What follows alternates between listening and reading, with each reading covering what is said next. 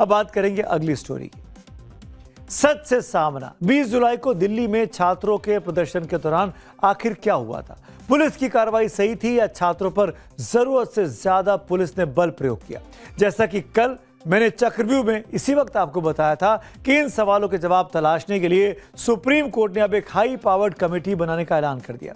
Supreme court ने कहा था कि आज तक वो कमेटी के नाम सार्वजनिक हो जाएंगे, लेकिन जब तक इस खबर को मैंने तैयार किया, अभी आप देख रहे हैं, तब तक वो रिटायर्ड जज कौन होंगे, हाई कोर्ट की रिटायर्ड चीफ जस्टिस कौन इसके मेंबर होंगे और डीजी रैंक के किस अधिकारी का नाम नामित होगा, वो अभी साफ नहीं है। वो कुछ ही पलों में, कुछ ही वक्त में वो नाम सार्वजनिक होंगे। वो हम आपको टाइम्स नाउ भारत पर दिखाएंगे भी। अब 20 जुलाई का सच आरोपों और राजनीतिक बयानों से नहीं, जांच और सबूतों से सामने आने वाला है। लेकिन अभी हाई पावर्ड कमेटी में शामिल लोगों के नाम का ऐलान होता है और जांच शुरू होती है। उससे पहले इस मामले पर केंद्रीय मंत्री किरण रिजिजू और नेता प्रतिपक्ष राहुल गांधी के बीच मल्ल युद्ध का मैदान सज गया है। सबसे पहले केंद्रीय मंत्री किरण रिजिजू ने क्या कहा और प्रदर्शनकारी छात्रों ने क्या दावे किए, उन्हें सुन लीजिए, फिर रिजिजू वर्सेस राहुल की बात करते हैं।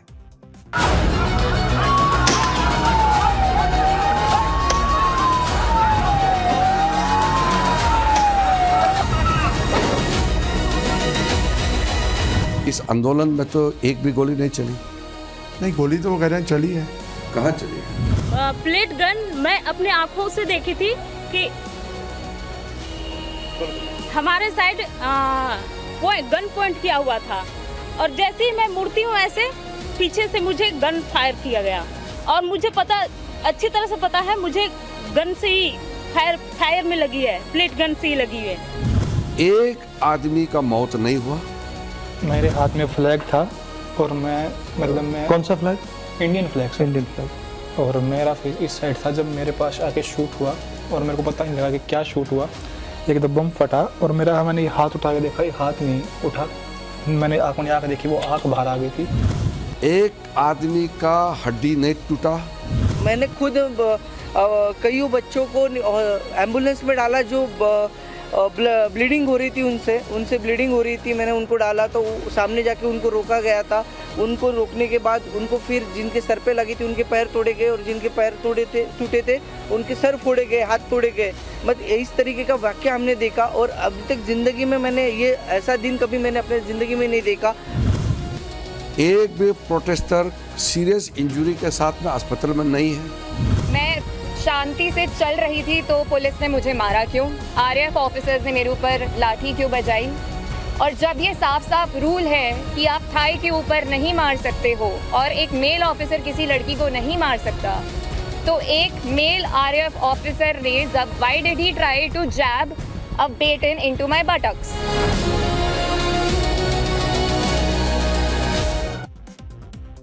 केंद्रीय मंत्री किरण रिजिजू ने 20 जुलाई के दिल्ली के छात्र प्रदर्शन पर एक ऐसा बयान दिया है जिसने अब इस पूरे मामले को फिर से सवालों के घेरे में ला दिया है। किरण रिजिजू ने अपने इंटरव्यू में राहुल गांधी पर निशाना साधा। उन्होंने नेता प्रतिपक्ष की गरिमा बनाए रखने की नसीहत भी दी। वहीं कांग्रेस पार्टी पर आरोप लगाए कि वो नक्सली पार्टी बनती जा रही है। यहां तक कि सीजीपी के फाउंडर अभिजीत दीपके को भी लपेटे में किरण रिजिजू ने लिया है। रिजिजू ने सवाल दागे कि दीपके आम आदमी पार्टी के कार्यकर्ता हैं, वे छात्र कैसे बन गए? लेकिन सबसे अधिक चर्चा उनके 20 जुलाई के प्रोटेस्ट पर दिए गए बयानों की आज हो रही है, जिसमें उन्होंने दावा किया कि आंदोलन में हजारों लोग शामिल हुए, किसी की हड्डी नहीं टूटी, एक आदमी की मौत नहीं हुई, कोई प्रदर्शनकारी गंभीर रूप से घायल नहीं हुआ, किसी को गंभीर चोट के कारण अस्पताल में भर्ती नहीं कराया गया। छात्रों के आड़ में कितने अपराधी आए, लेकिन पुलिस जैसे पेश पाई, उसके लिए दिल्ली पुलिस की तारीफ होनी चाहिए। रिजिजू ने साफ साफ शब्दों में कहा कि इतने बड़े प्रदर्शन के बावजूद दिल्ली पुलिस ने जिस तरह हालात संभाले वो प्रशंसा के योग्य है। रिजिजू का दावा है कि छात्रों के बीच कुछ ऐसे लोग भी शामिल हो गए थे जिन्होंने भीड़ को हिंसा के लिए उकसाया और फिर उन्होंने कांग्रेस के दौर का उदाहरण देते हुए कहा, अगर ऐसा प्रदर्शन कांग्रेस के समय हुआ होता तो शायद हजारों लोगों की जान चली जाती। इसमें तो आप तारीफ करना चाहिए दिल्ली पुलिस को और प्रशासन को कि इतना बड़ा आंदोलन को एक भी मौत छोड़िए सीरियस इंजरी तक नहीं होने दिया और यहाँ गोली चलने का बात करते रहते हैं। अरे गोली चल के हजारों तो कांग्रेस के समय में मरे हैं। तारीफ करना चाहिए दिल्ली प्रशासन का कि प्रोटेस्ट करते समय एक भी डंडा तक नहीं चला, लेकिन लास्ट में जब वो पार्लियामेंट की तरफ मार्च करने लग गया जबरदस्ती, तभी उनको रोका गया है। मौत नहीं हुआ ना, तो तारीफ करना चाहिए कि नहीं करना चाहिए पुलिस को? मौत नहीं हुआ ना, पुलिस का तारीफ करना चाहिए या नहीं करना चाहिए? किरण रिजिजू बोल रहे थे। दूसरी तरफ नेता प्रतिपक्ष राहुल गांधी रिजिजू के इस दावे को सिरे से खारिज कर रहे हैं। राहुल गांधी का कहना है कि प्रदर्शन के दौरान पैलेट गन्स चली हैं, कील लगी लाठियों का इस्तेमाल हुआ है, छात्र घायल हुए हैं उससे। एक छात्र की आंख की रोशनी जाने का दावा भी किया गया और एक छात्रा के घायल होने की बात भी कही गई। राहुल गांधी खुद घायल छात्रों से हुई अपनी मुलाकात का हवाला देते हैं। यानी एक ही घटना लेकिन दो बिल्कुल अलग अलग तस्वीरें देश के सामने रखी जा रही हैं।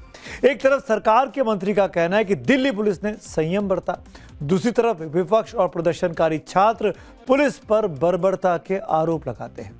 राहुल गांधी से मिले प्रदर्शनकारी छात्रों की आपबीती कैसे किरण रिजिजू के बयान से मेल नहीं खाती, इसे आपको आगे दिखाऊंगा। लेकिन उससे पहले राहुल ने किन शब्दों के साथ रिजिजू पर पलटवार किए हैं, इसे भी आप जान लीजिए। राहुल अपने सोशल मीडिया प्लेटफॉर्म एक्स पर अपनी पोस्ट में रिजिजू के इंटरव्यू का वीडियो शेयर करते हुए लिखते हैं, मोदी सरकार के मंत्री कह रहे हैं कि दिल्ली पुलिस की तारीफ करनी चाहिए।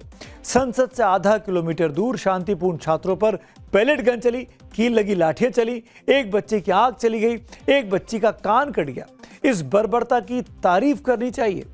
राहुल लिखते हैं कि वो खुद उन घायल बच्चों से मिले हैं। हजारों वीडियो देश ने देखे। इस सरकार का मूल मंत्री असत्य और हिंसा है। पहले बच्चों पर लाठी चलाओ, फिर बोल दो कि कुछ भी नहीं हुआ। पूरे सत्र लापता अमित शाह विपक्ष से भागते रहे और प्रधानमंत्री ने आज तक छात्रों से माफी नहीं मांगी। सच्चाई यह है कि इस देश के लिए सबसे बड़ा खतरा यही दिमाग से खाली लोग हैं, जिन्हें ना अपनी गलती दिखती है और दिखाने पर मानते नहीं है। देश के बच्चों से झूठ मत बोलिए, उनके पास आंखें हैं और याददाश्त भी है। ऐसे में सवाल है, रिजिजू सही है या फिर राहुल गांधी? सवाल यह भी है कि 20 जुलाई का सच क्या है। इस कहानी में एक महत्वपूर्ण तथ्य और भी है। 20 जुलाई के झड़प के बाद आपको याद दिलाता हूं, केंद्रीय स्वास्थ्य मंत्री जेपी नड्डा घायल प्रदर्शनकारियों से मिलने अस्पताल गए थे। ये तस्वीरें उसी वक्त की हैं। उन्होंने डॉक्टर राम मनोहर लोहिया अस्पताल और लेडी हार्डिंग मेडिकल कॉलेज में जो प्रदर्शनकारी घायल हुए थे, उनका हालचाल जाना था। और रिजिजू साहब को भी आपने सुना कि कोई गंभीर रूप से घायल हुआ क्या। उस वक्त खबर आई थी कि आरएमएल में 65 जख्मी छात्रों को भर्ती कराया गया, जिसमें एक छात्रा को तो 3-4 दिनों तक वेंटिलेटर तक पर रखा गया था। वहीं लेडी हार्डिंग में तो 80 से अधिक घायल प्रदर्शनकारियों के भर्ती होने की खबरें आई थी। इन प्रदर्शनकारियों से मिलने के लिए राहुल गांधी भी अस्पताल पहुंचे थे, प्रियंका गांधी भी गई थी, आम आदमी पार्टी के संयोजक अरविंद केजरीवाल भी अस्पताल पहुंचे थे। तो फिर सवाल उठता है कि जिस प्रदर्शन में अगर कोई गंभीर रूप से घायल नहीं हुआ, घायल छात्र अस्पताल में किस लिए पहुंचे थे, उनका इलाज सरकार ने क्यों कराया? ये इलाज का तो रिकॉर्ड सरकार के पास मौजूद है। यहां तक कि कल दिल्ली पुलिस की तरफ से जो एफिडेविट सुप्रीम कोर्ट में दाखिल किया गया, उसमें भी पुलिस ने माना है कि 240 से ज्यादा पुलिसकर्मी और सुरक्षा कर्मी घायल हुए थे। यानी लोग बाग घायल हुए हैं, 200 प्रदर्शनकारी छात्र और आम लोग जख्मी हुए हैं। ये भी खुद पुलिस का एफिडेविट कह रहा है। तस्वीरें भी गवाह हैं। अस्पताल में प्रदर्शनकारी छात्र भर्ती हुए थे, डॉक्टर्स ने उनका इलाज किया है, सरकारी अस्पतालों में इलाज हुआ है, सरकारी खर्चे पे इलाज हुआ है, उनके मेडिकल रिकॉर्ड भी हैं, उनकी चोटों की जानकारी भी अस्पताल के रिकॉर्ड्स में है। लेकिन अब सवाल ये कि उन चोटों की वजह क्या थी? क्या ये पुलिस की कार्रवाई से हुई? अगर हुई तो किस हथियार से? कितने लोग घायल हुए? कितने गंभीर रूप से घायल हुए? राहुल गांधी से मिलने पहुंचे प्रदर्शनकारी छात्रों ने बहुत ही मार्मिक आपबीती सुनाई थी।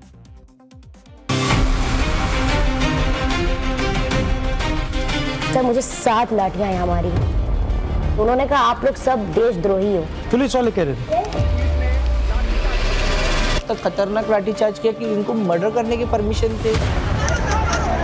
और मैं 16 जुलाई से थी और उन लोगों ने मुझे 20 जुलाई को बुरी तरीके से लाठीचार्ज किया। लिटरली सर नहीं देख रहे थे कि कहाँ लग रही थी, अंदर तक उन्होंने इंजर्ड किया। सर, मुझे 7 लाठियाँ यहाँ मारी हैं। मैं बोल भी रही थी आप पीछे बैक पे मार लो, वो सुन ही नहीं रहे थे। उन्होंने कहा आप लोग सब देशद्रोही हो। वो हमें पता ही नहीं, क्योंकि वहाँ पे भी सर फोड़े गए जहाँ पे हम लोग थे।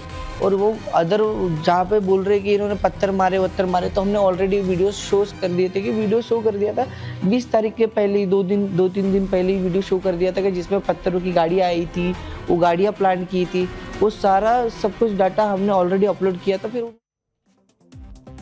पर अब सुप्रीम कोर्ट की तरफ से बनाई जाने वाली हाई पावर्ड कमेटी को जांच करनी है कि आखिर 20 जुलाई को क्या हुआ था, सच्चाई क्या है।